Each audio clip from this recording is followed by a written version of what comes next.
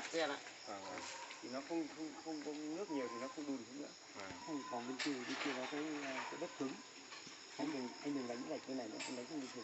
Bỏ cái này đi. Đánh cái trước có cái đánh anh đánh làm chảy. Cái mục đền này thì đang là bảo coi như để chờ lành con chiều thì nhất trí rồi thì coi như lành còn cái chỗ lành qua đây đi đâu để thống nhất được, nếu mà thống nhất được sau cái này coi người cái còn chúa lấy tiền đâu.